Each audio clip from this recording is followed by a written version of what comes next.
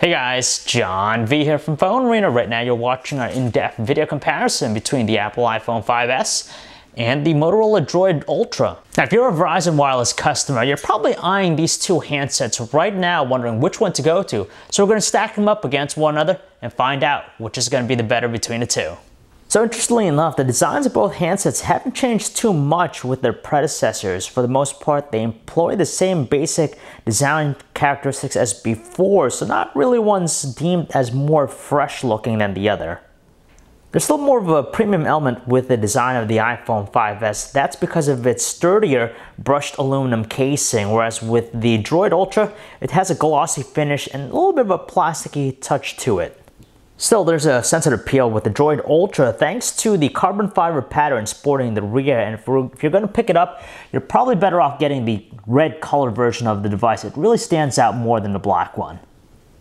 On paper, it's the DROID Ultra that's a skinnier device between the two, and you can tell here when we're looking at them from the side, but that's only from the bottom edge of the phone. If you flip it around to where the camera's housed, you could tell that it's almost similar between them.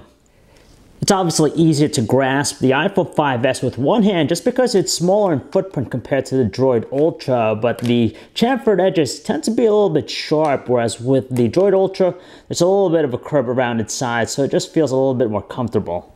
They're not as high res compared to some other displays out there, but what we get here are just two pleasant ones. On the iPhone 5S, 4-inch Retina display, IPS LCD panel with a resolution of 640 by 1136 pixels versus a larger 5-inch 720p AMOLED panel of the DROID Ultra. On paper, it's the iPhone 5S that actually has the higher pixel density count. It's actually 326 ppi versus 324 pixels per inch on the DROID Ultra, but from a normal viewing distance, you're not going to notice the difference. And even if we put them up close, to our eyes, again, we don't really notice one being better than the other. Considering that they rely on different display technologies, IPS LCD in the iPhone 5S and AMOLED on the DROID Ultra, they have their own strengths. For example, they both have some wide viewing angles, so they maintain their clarity. The iPhone 5S, though, produces the more accurate looking colors. At the same time, it offers better outdoor visibility, so we can see the stuff on screen even when the sun is present. Whereas with the DROID Ultra, kind of washes out when it's being used outdoors, but really stands out for those saturated and vibrant colors that it produces. Below the display of the iPhone 5S, we have a recessed home button which actually incorporates a biometric Touch ID fingerprint sensor, so it's used to actually unlock the device. Meanwhile, the DROID Ultra features the trio of usual capacitive Android buttons. Above their displays, we find their earpieces, their light and proximity sensors, and their front-facing cameras. It's actually a 1.2 megapixel front-facing camera on the iPhone 5S versus a slightly larger 2 megapixel one in the DROID Ultra. We're actually quite pleased with the physical buttons on both handsets, the volume controls and the dedicated power buttons, just because they're distinctive, raised, and very springy with their responses. And finally, around the back, we have the respective cameras. It's an 8 megapixel iSight camera in the iPhone 5S, and it features a backside illuminated sensor, an f2.2 aperture lens, 1.5 micron sized pixels, dual LED flash, and of course 1080p video recording. And on the DROID Ultra, it's a slightly larger 10 megapixel camera, and it's attached with that fancy term clear pixel from Motorola. It features an f2.4 aperture lens, 1.4 micron sized pixels, an LED flash, and of course as well 1080p video recording. For an Android smartphone, the DROID Ultra is a very simple phone. Unlike some of the other stuff out there, it doesn't try to inundate us with a ton of features, but instead it relies on a few to really enhance and also accentuate the overall experience. And it kind of rivals the iPhone 5S's simple user interface as well. And of course, with the iPhone 5S, it has the updated iOS 7 experience. And with that, it has a brand new visual presentation with some slick animations and also some new features as well. When it comes to the visual presentation, we're actually digging what the iPhone 5S has to offer with its updated iOS 7 experience. That's in part thanks to its layered design, which we see throughout the platform. And on top of that, they utilize a lot of translucency with the UI as well. And finally, they have all these new animations which really help to enhance the overall look of the platform.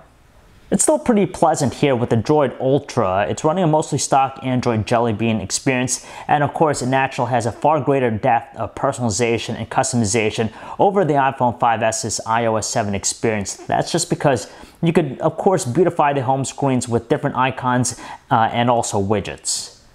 When it comes to the operation of both platforms, we got to admit, very easy, simple. It's not complex. Now, they share many common functionalities. For example, accessing notifications and multitasking. With the latter, on the Droid Ultra, all you got to do is just tap the button on the bottom right corner, and we can easily switch between all the open applications. And then the iPhone 5s, of course, just double tapping the home button will give us the windows to all the open apps, and from here, we can jump into any of them. It's wonderful that there's a centralized hub for all notifications with both devices, but we find it a little bit more useful with the Droid Ultra just because we gain a little bit more functionality that's accessible within the panel itself. For example, we could archive emails and even share screenshots via social networking. And on top of that, we have quick access to some of the connectivity, features, and brightness settings. Whereas with the iPhone 5s, we got to actually go into its control center to get the same functions. So the biometric Touch ID fingerprint sensor on the iPhone 5s, we actually like how we're able to actually unlock the device very quickly by just placing our finger over it. However, with the Droid Ultra, it packs along quite a few very neat features that we find very useful too. So for example, we have active displays. So if you have the display down, or if you're taking it out of your pocket, it actually will display the time and even some notifications right away. So rather than turning on the phone, it's just going to show some pertinent information. We also have the quick camera capture feature of the Droid Ultra. So basically, we hold the device even when it's turned off, or at any time, we just twist our wrist a few times and automatically will launch the camera app. And then there's the most useful feature with the Droid Ultra. It's Touchless Control, which is far better than what Siri has to offer because the handset itself is constantly listening for a keyword and provides us access to all of Google Now's wealth of functions. So basically, all you gotta do is just say the key phrase, "Okay, Google Now. What's the weather like?" And then from here, it just automatically will rely on Google Now for all the things you need. So you can make phone calls, in Jersey City. You could even ask specific information, and it'll get all that, retrieve all that for you.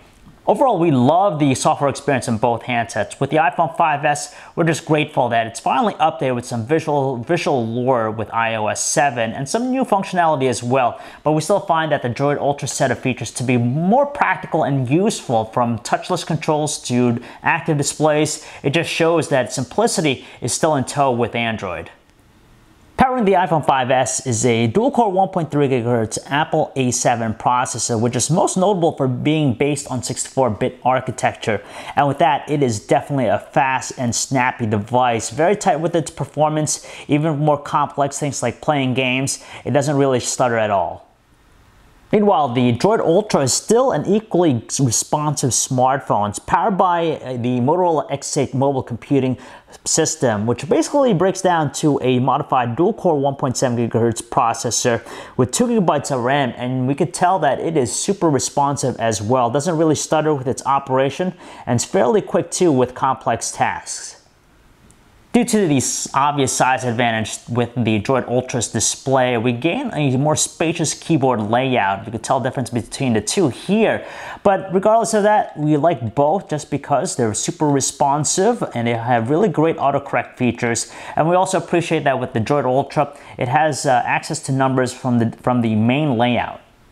You can't go wrong with the web browsing experience with these two handsets just because they have the same common functionality, and on top of that, the performance are on the same page as well. You have lightning fast 4G LTE connectivity, so pages load very quickly. On top of that, you have very quick instant page rendering and navigational control, so there's a lot to like about the two. The only advantage we see is with the Droid Ultra, just because with the larger display, it's actually able to display more of a website than the iPhone 5s. Okay, so it's the Droid Ultra, the device that we prefer when it comes to watching high-definition videos. Just because of its larger size display, it just makes it the more ideal device. On top of that, it has support for a wide array of codecs out of the box, whereas with the iPhone 5s, you gotta convert some of them before they're able to be properly played. Furthermore, we don't favor one camera app over the other just because, again, they're kind of similar with their simplistic offering. There are barely any shooting modes on both. There are a few, and there are no manual controls. But the beauty of it is that they make it very simple and quick to take photos. Between them, there's a clear victor when it comes to their camera performance. The 8-megapixel iSight camera of the iPhone 5S is just superior in pretty much every aspect versus the 10-megapixel clear pixel camera of the Motorola DROID Ultra. For starters, you just get more refined details and more natural looking colors with the iPhone 5S. The DROID Ultra tends to have a little bit of a washed out color tone, and when it comes to low lighting performance, it's again the iPhone 5S reigning supreme just because photos with the DROID Ultra tend to be softer with its details, and there's just a lot more noise that really softens the overall look of the images. It's also a hands-down win for the iPhone 5S. When it comes to 1080p video recording quality, it just wins in every category. From details, colors, exposure, it's just a lot more beautiful looking on the iPhone 5S versus the Motorola DROID Ultra. With the Ultra though, it tends to show a little bit more artifacting, and when it's under lower light conditions, its frame rate drops to a slow 18-19 frames per second, and there's just a heavier presence of noise. For voice phone calls, they're nearly perfect for the occasion, so there's a lot to like between them. For starters, voices are clear and distinctive on both ends of the line, and their earpieces are pretty sufficient with their volume. In our usage, we find battery life to be just a little bit better with the DROID Ultra than the iPhone 5S. Indeed, we're able to get by through a solid day of normal usage with the two, but with the DROID Ultra, it inches out just a few more hours with its battery. So they're both $200 for the 2-year contract. That's the base starting price point you're going to need to dish out in order to pick up either of these handsets. And they share many common elements with one another to make them fantastic devices. So between the two devices, if you think about $200 smartphone, in terms of design, you're going to get that here with the iPhone 5S with its premium construction. On top of that, we've seen it excel when it comes to taking photos and videos over its rival. And finally, with the updated iOS 7 experience, it's just refreshing to have something new with the iPhone. The design of the DROID Ultra is still likable, might not have the premium quality attached with the iPhone 5S, but it still has its pleasant qualities, especially being a razor-thin device. But best of all, it's just the software enhancements Motorola has made. For example, touchless controls and even active displays, which really help to accentuate the platform experience, and we find it far more useful than what iOS 7 has to offer. So if you guys want to learn more about either the Apple iPhone 5S or the Motorola DROID Ultra, you can check out our website, PhoneArena.com. It's John V. Thanks for watching.